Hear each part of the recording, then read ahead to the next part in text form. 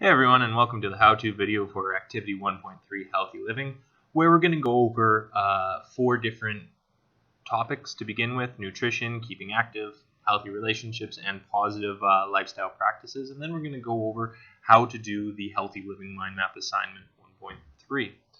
So the first thing that you need to do is you need to click on the thing that says nutrition. There's links to these other ones, but really just click on nutrition because it will link all of them. So nutrition, you're going to learn about eating healthy, eating well, being physically active, and all that good stuff.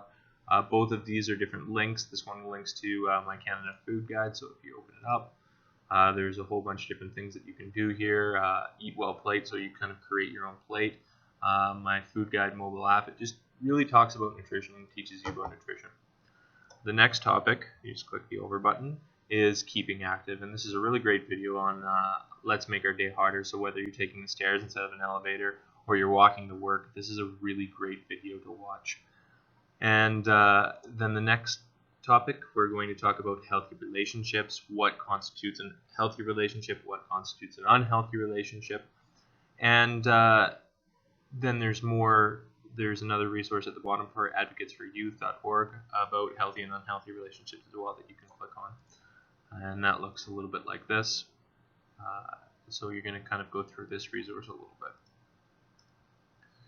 Then the final topic, click over, is the positive lifestyle.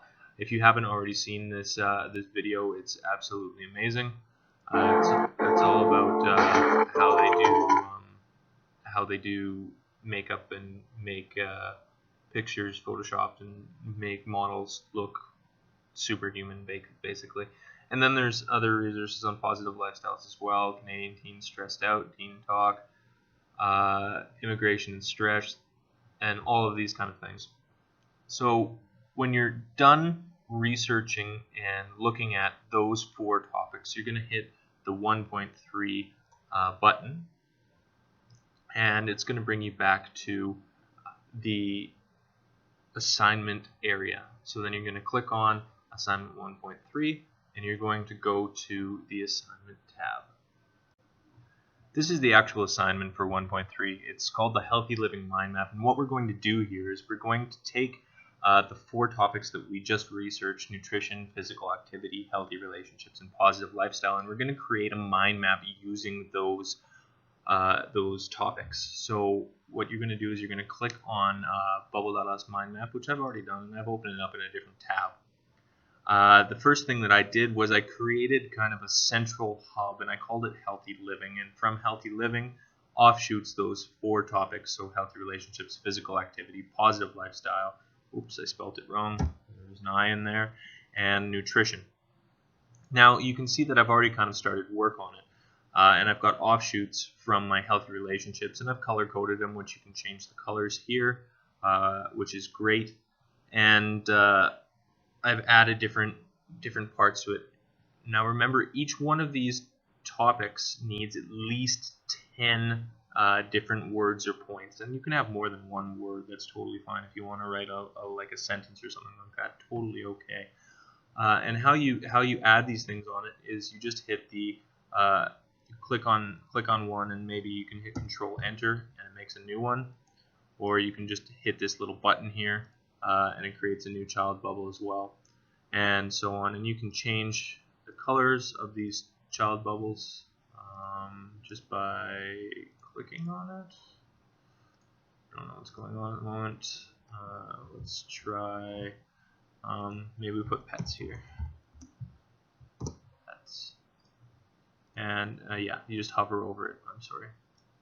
Hover over it, and then you change the color. You can change this one. Let's change it to blue, and so it matches everything else. And you can change the font color and everything like that. So that's how you do it. Make sure that you have at least 10 for all 4 of the topics. And one really quick tip before anything happens: a dialog box might show up saying sign in, register.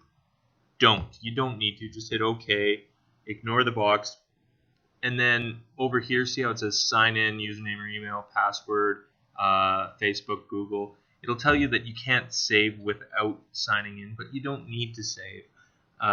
and you don't need to sign up. It's just another thing that you're signed up for and they have your email for. So if you don't feel comfortable in doing that, you don't need to. Anyway, now that you're finished your assignment, and you have 10 for each one of these, you're going to hit this export button.